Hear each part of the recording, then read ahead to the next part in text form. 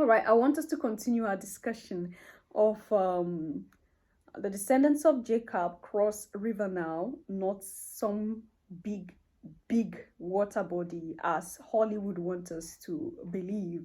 All right, because they keep propagating this whole they crossed the Red Sea, and there were some clips I shared with you that explain further. Now I'm doing this again because of some comments. A lot of African Christians, and this is what is taking me even to the war between the Israel and the Palestinians right now. That war is not just for land. There are other things that follows it. It is discovered that Gaza, there is a deposit of oil in Gaza. And the strategy of these colonizers is they have to evacuate the people, look for an excuse to evacuate the people so that they can have hold. It's the same thing happening right now in the Congo. They are evacuating the people from their region so that they can have hold on the resources that is there. So this is all they do. They don't care whether you're alive or not. They don't care about your life. Africans who are hitting their head night and they pray for Israel, they don't care about you. We always feel that when you call Africa, it should be something that is not good. We feel Africa is just some small country somewhere that don't have history. When in the real sense, every story you think today that was plagiarized by Christianity are all African stories. You remember when I did a video about the manna falling in Africa? Yes, a lot of Africans were in the denial.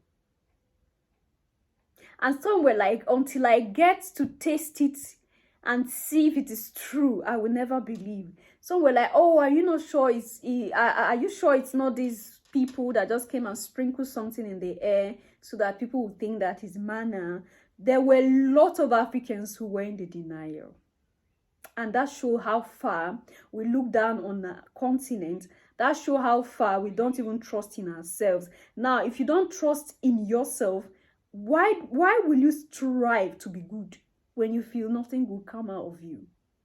When we say the story was ours, manna falling was our story here in the continent that was plagiarized. And this same manna that fell is still falling in Africa. And this even validates this whole Israelite or the children of Jacob did not cross any water outside of the continent. They were within the continent.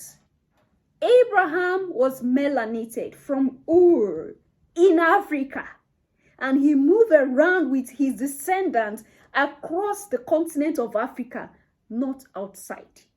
The manna fell here. Everything happened here. All is a story. The motherland story. The earlier we begin to realize this, the better for us Africans. Therefore on the 6th day he gives you bread for 2 days. Remain each of you in his place. Let no one go out of his place on the 7th day. So the people rested on the 7th day. Now the house of Israel called its name manna. It was like coriander seed, white, and the taste of it was like wafers made with honey.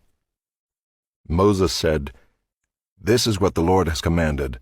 Let an omer of it be kept throughout your generations, so that they may see the bread with which I fed you in the wilderness, when I brought you out of the land of Egypt."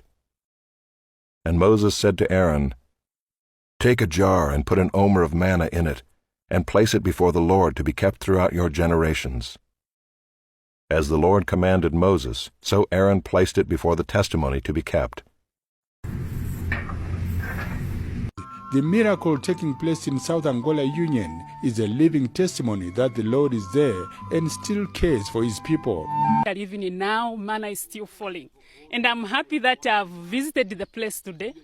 And I picked a few pieces of it. I tasted it. It's very nice. When you are eating it, it's like something mixed with sweet, and there is a good fragrance on it. So you cannot really explain the way it is, but it's a very nice food. like in the times of old, when Israel sinned against God, calamities came upon the land of Israel. And the same manner here, when this congregation, one person, especially the leaders, go astray, they harbor some sin, many people will suffer. Wow, Men it are has been falling really in a great Africa. experience here because stories have been going all over. I have heard about it. I tried to Google about it.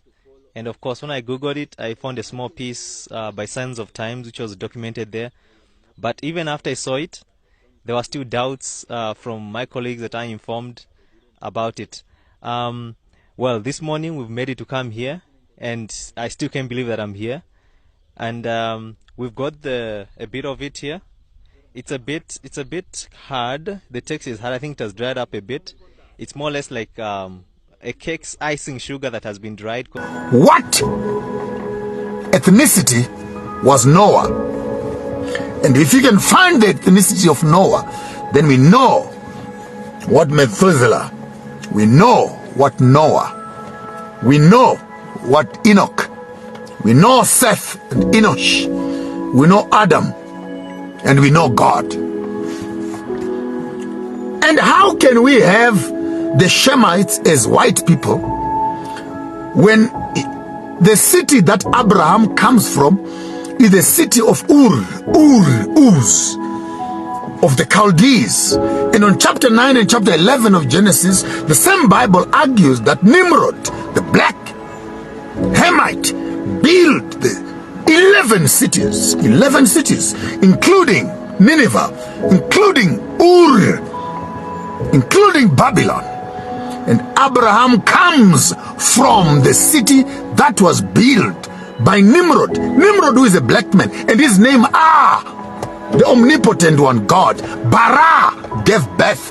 Ham, the black people. Abraham, Abraham. You are not ready, young people. You are not ready because you are still constipated with colonial theology. If you could give me a minute to unpack, your life will never be the same. The war is real. It's a war of identity. Who are the chosen nation? Because once you become chosen, as we have theologically allowed white people to become the children of Shem, and if Shem is white, then in the same breath, the whiteness of Shem in Genesis 11 translates into the whiteness of Shem in Abraham in Genesis 12 and 15. Translates into the whiteness of Perez and translates itself into Jesse. Jesse is the father of David.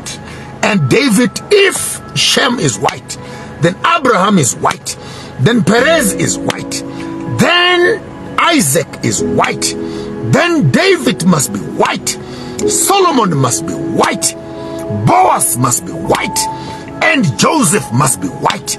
And that theology is hinged on a wrong interpretation of Genesis chapter 11, that Shem is the father of the white people. So you see the ripple effect of misconcepted theology.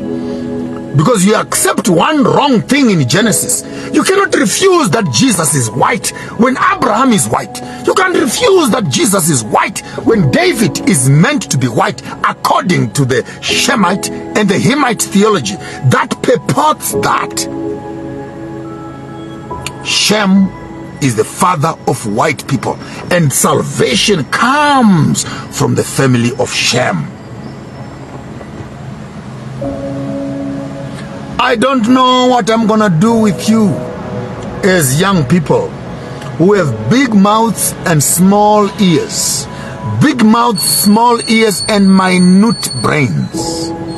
You can't process this information because the revolution will start. Your Majesties, you heard that. There are fragments of truth everywhere in the continent.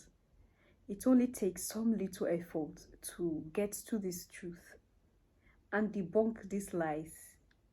And that's why I keep saying that we protecting our environment, protecting what we have, is a responsibility that we shouldn't take for granted as the melanated people, as Africans.